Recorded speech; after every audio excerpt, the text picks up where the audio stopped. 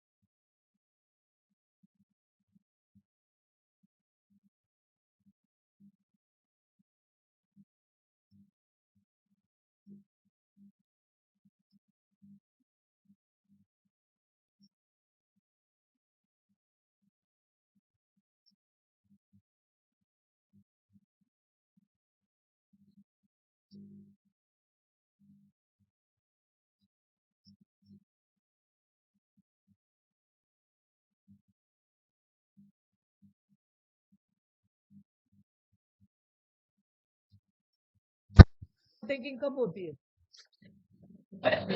हाँ जी, ट्रेन की ओवरटेकिंग बताइए कब होती है? 450। कितने मीटर लंबी है ट्रेन? ये 400 मीटर लंबी है, ठीक।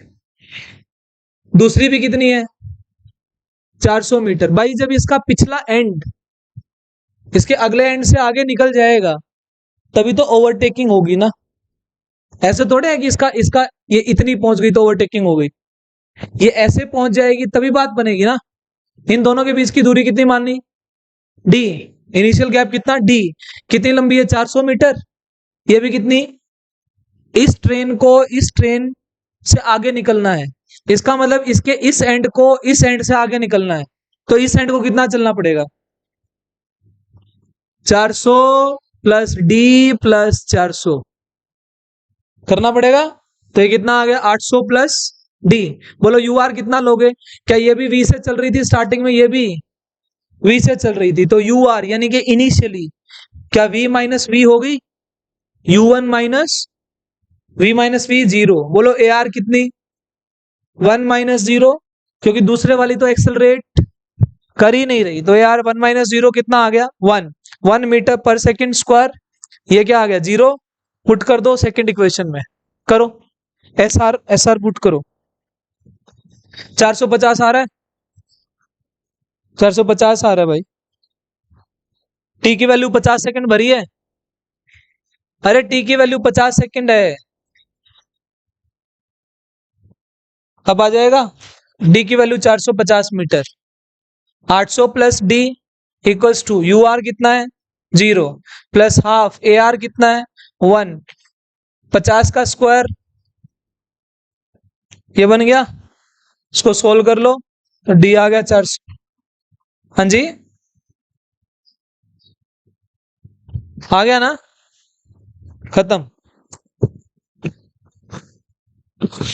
एक और क्वेश्चन करो। ऐसा ही आ रहा है समझ में? एनसीईआरटी बेस्ड है ये। गलत लिख दिया। 80 का स्क्वायर। अच्छा, नेक्स्ट। उतार लो जल्दी। फिर से लिखो, 2 trains are on same track.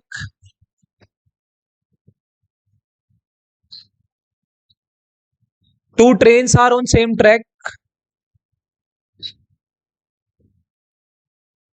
ऐसे बना लो उसके नीचे, इस लाइन के नीचे, कि एक V से चल रही है और एक U से चल रही है और V U से ज्यादा है।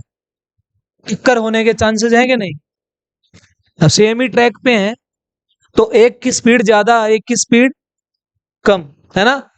तो ये भाई साहब पिछले वाले कोलिजन से बचने के लिए ब्रेक लगाएंगे कि नहीं लगाएंगे? यस। सवाल लिखिए, लिखो। The driver of rear train the driver of rear train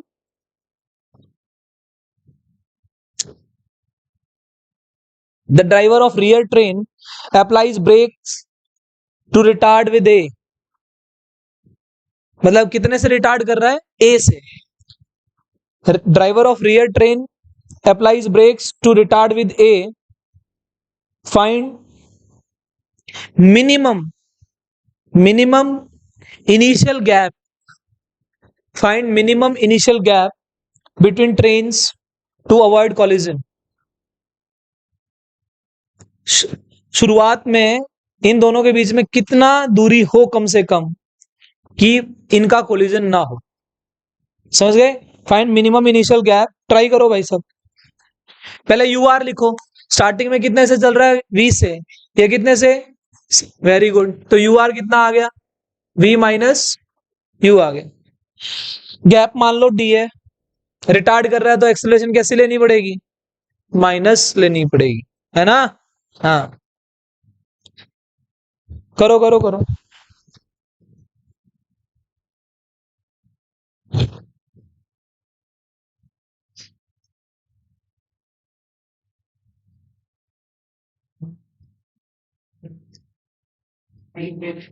हो सकता है क्या कुछ? कुछ हो सकता है भाई? यू आर इतना, v minus u. A r कितना होगा? Minus a minus zero, A1 minus A2, A1 accelerate retard कर रहा है तो उसकी एक्सेलरेशन क्या लेनी पड़ेगी, माइनस। मैंने यहां से लिखा है A1 माइनस A2, A1 की वैल्यू माइनस ए भर दी, है ना।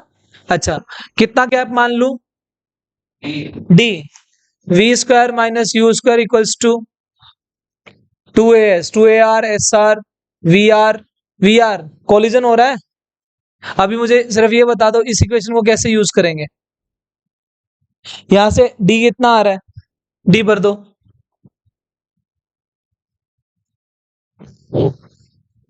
डी निकाल सकते हो, एस आर की वैल्यू डी, समझ में तब आएगा ना जब लिखो। कौन सी इक्वेशन ठीक ठाक लग रही है इसके अंदर, यही लग रही है। तो वी आर कितना लोगे, फाइनली सब जीरो होने वाला है तो इसको वी आर जीरो लेंगे, तो जीरो लेंगे तो यू की वैल्यू तो है तुम्हारे पास, कितनी है, ए आर की वैल्यू माइनस में है। बेटा ब्रेक लगा रहा है कोलिजन से बचने के लिए, मैं फाइनल वेलोसिटी जो मेरी सिचुएशन होने वाली है क्या उसको जीरो नहीं लूंगा। हाँ जी, अगला ब्रेक लगा रहा है इसमें, अगला ब्रेक नहीं लगा रहा। आंसर क्या लिखेंगे इसमें, वी स्क्वायर वी आर का स्क्वायर यू आर का स्क्वायर, बोलो यू आर कितनी है, वी माइनस यू का स्क्वायर बाय में एस आर कितना आ रहा है, डी, डी बाय में ए आर कितना माइनस है यानी कि ए, ये आंसर आ रहा है भाई, वी माइनस यू का स्क्वायर। ये ब्रेक लगाएगा तो वी आर की वैल्यू कितनी होगी, ये जीरो हो जाएगा, वो वो यू से ही चल रहा है ना, तो यहां पे माइनस यू आएगा ना। अरे वी आर की value minus U, V R zero हो गया, माइनस माइनस यू यानी कि वी माइनस यू, तो माइनस यू यहां पुट करो, यू का स्क्वायर हो गया, U square minus V square by में ए, और ये टू है दिस वन, ये डी आ गया, इनिशियल गैप आ गया समझ में। हाँ जी,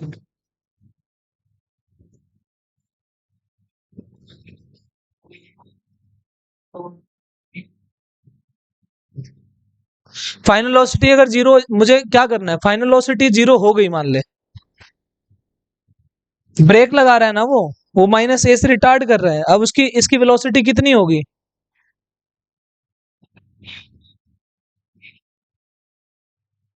कोलिजन तो तब, कोलिजन तब भी नहीं होगा तो देखो, इसमें मैंने वी आर को वैल्यू, एक बार इधर सुनो एक बार, इसमें दो केस बन गए, सुनिए इधर। अगर इसने कहा कि सर अगर ये अपनी स्पीड को कम करता करता करता यू पे ले आए और दोनों सेम स्पीड से चल पड़े तो सर कोलिजन तो तब भी नहीं होगा, और जब ये यू पे आ जाएगा तो इनका वी आर जीरो हो जाएगा कि नहीं हो जाएगा। बात समझ में आई, भाई उसको कम से कम इतनी स्पीड लानी पड़ेगी, नहीं लानी पड़ेगी, इसके इसके बराबर ले आएगा तो उसका कोलिजन नहीं होगा, और इससे ज्यादा होगी तो, इससे ज्यादा होगी तो कोलिजन होगा ना। अगर इस वी आर को तुम u माइनस यू लोगे तब भी तो वी आर जीरो आएगा ना भाई, इसलिए तो इसको जीरो लिया गया है। पर अगर मान ले तू वो नहीं लेता और ये पूरा रुक जाता है फिर तो सिंपल u आएगी। भाई दो केस समझ में आ रहे हैं मैं क्या बोल रहा हूं, ये जो पीछे वाला है v वाला, ये या तो आके रुक जाए, ऐसा इसने बोला नहीं, तो हम अपना कोलिजन अवॉइड करने के लिए कंडीशन ये ले रहे हैं कि v को कहां अप्रोच करा रहे हैं, u को अप्रोच करा रहे हैं। आइडियल सिचुएशन यही है ना कि हम कम से कम इतनी स्पीड कर दें इनका कोलिजन ना हो, तो अब इसकी फाइनल वेलोसिटी कितनी हो गई, u, और उसकी कितनी थी, वो तो u से चल ही रहा था, तो वी आर की वैल्यू क्या u माइनस यू जीरो नहीं हो गई क्या, अरे हाँ या ना। इसलिए यहां क्या लिया गया था, ये रहा, ये आंसर लिया गया, v माइनस यू का होल स्क्वायर बाई टू है, वी आर की वैल्यू कितनी हो गई, जीरो हो गई। दिग्विजय आया समझ में, अगर वो बोल देना ब्रेक लगा रहा है तो इसके हिसाब से लिख, और collision to avoid collision condition ये है, इसमें लिख लेना क्वेश्चन में, to avoid collision V of the rear train ये वाली नहीं बढ़ेगी ना, तो हमने भी तो मिनिमम निकालना है। हमें मिनिमम लेने के लिए मिनिमम आया तभी ये आया, ये वाला। सही है, गुड।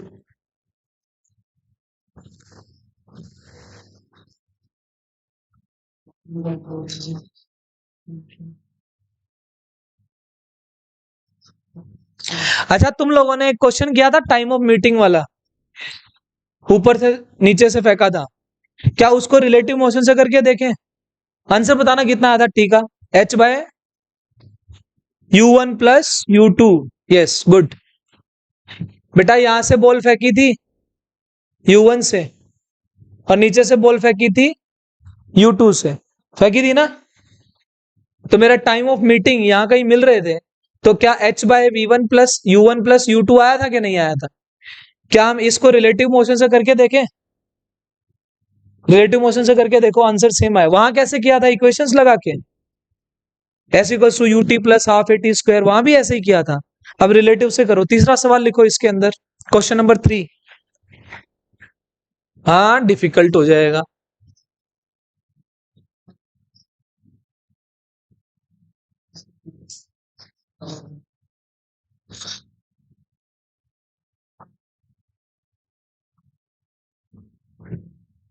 लो जी, क्वेश्चन नंबर 3। इसमें क्या आ रहा है? नीचे u1 से आ रहा है, नीचे से बॉल फेंकी u2 से, दोनों के बीच में गैप कितना है? h। क्या तुम यू आर लिख सकते हो? क्या तुम एस आर लिख सकते हो? तुम ए आर लिख सकते हो? यू आर की वैल्यू बताना कितनी आ रही है। वेरी गुड, क्योंकि दोनों अपोजिट नहीं चल रहे, तो u1 प्लस ले लो। एस आर बताना, एच आ गया। ए आर बताना, दोनों की जी है ना, कितना आया? तो दोनों अपोजिट हैं, प्लस होगी क्या? क्यों आएगा जीरो भाई? हाँ भाई केतन। a1 प्लस a2 तो होंगी, इसकी एक्सेलरेशन कितनी है? माइनस जी। और ये वाला कि a2 कितना है? ये भी माइनस जी है ना। दोनों सेम एक्सेलरेशन से जा रहे हैं, तो आंसर कितना आएगा, भर दो इसके अंदर। a1 की वैल्यू, बेटा डायरेक्शन डायरेक्शन डायरेक्शन, ठीक तो बोल रहा है, ये दोनों नीचे जा रही है ना। आप ऐसे सोचो, तुम बॉडीज को क्यों देख रहे हो? मैंने 3 केस लिखवाए। क्या इसकी एक्सेलरेशन भाई नीचे नहीं है क्या? इसकी एक्सेलरेशन कहाँ है? इसकी भी तो नीचे ही है, जी हमेशा ही नीचे होती है। तो a1 माइनस a2 करोगे तो जीरो नहीं आएगा क्या? जी माइनस जी जीरो, तो ए आर जीरो आ गया। जो आप बोल रहे थे वो मुझे नहीं पता कैसे बोल रहे थे, लेकिन मैं आपको क्लियरिटी दे रहा हूं। आप बॉडीज का मोशन मत देखो, आप एक्सेलरेशन की डायरेक्शन देखो कहाँ है। इसकी भी नीचे है और इसकी भी। भले ये बॉल ऊपर जा रही है पर इसकी एक्सेलरेशन कहाँ है?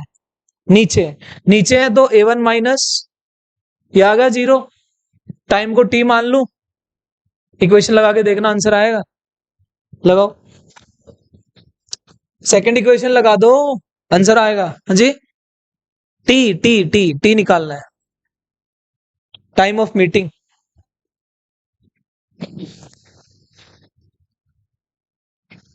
सीधा ही आता दिख रहा होगा, है ना? डायरेक्ट आ गया। इसलिए कहते हैं रिलेटिव मोशन बहुत सारी चीजें छोटी बना देता है। S R equals to U R into T plus half A R T square. बोलो एस आर की वैल्यू, एच। यू आर की value u1 plus u2 into T. क्या ये तो जीरो हो गया?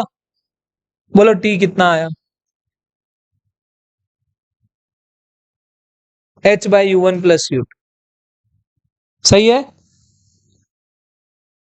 नेक्स्ट क्वेश्चन लिखिए, लिफ्ट वाले सवाल। क्वेश्चन नंबर 4 में लिफ्ट वाले सवाल।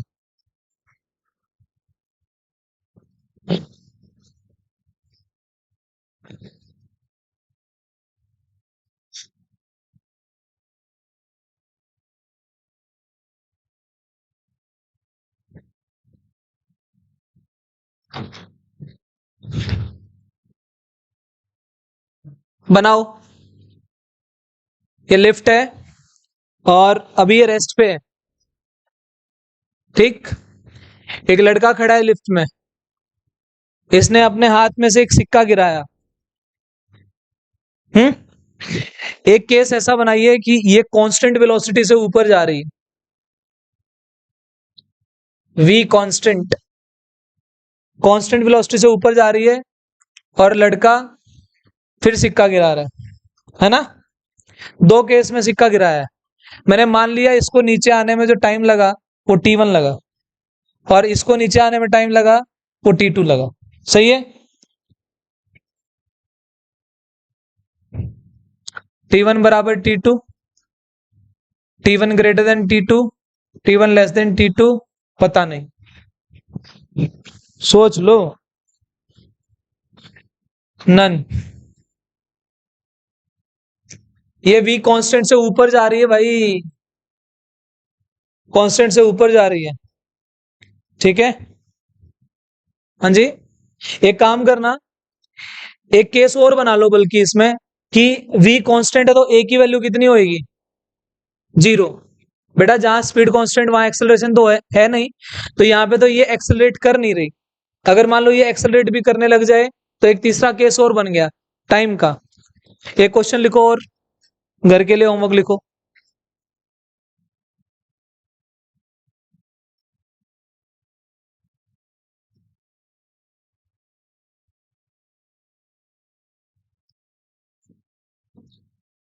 सवाल नंबर 5, ये 15 मीटर पर सेकंड से चल रहा है और ये 10 मीटर पर सेकंड से चल रहा है। इनके बीच की दूरी है 1 किलोमीटर। आवाज नहीं, 1 किलोमीटर। हाँ जी, ये ए है, ये बी है, ये सी है। सी आ रहा है उधर से, इन दोनों के बीच की दूरी भी 1 किलोमीटर है। सी इधर आ रहा है, ये जो दूरी है ये 1 किलोमीटर है। सी आ रहा है 15 मीटर पर सेकेंड। आप देख रहे हो ए बी को ओवरटेक कर रहा है, सी, ये जो सी है ये बी को और ए को क्रॉस कर रहा है ना। दो गाड़ी उधर जा रही है, एक गाड़ी इधर आ रही है।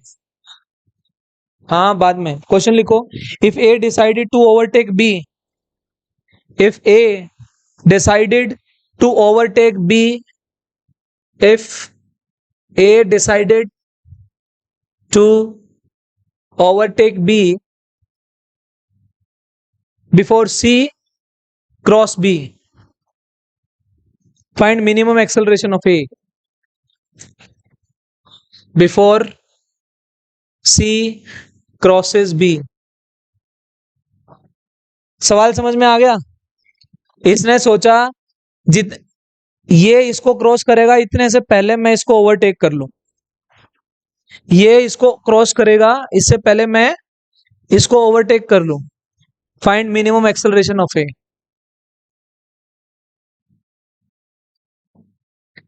दोनों क्वेश्चन गृह कार्य घर से करके आए। कल कल रिलेटिव मोशन के 5 से 7 सवाल लिफ्ट से रिलेटेड। मंडे को काइनेमेटिक्स का टेस्ट है जितना कराया है, और रिलेटिव मोशन आएगा। हाँ जी, क्या T1 बराबर T2 आएगा इसमें। जाइए भाई।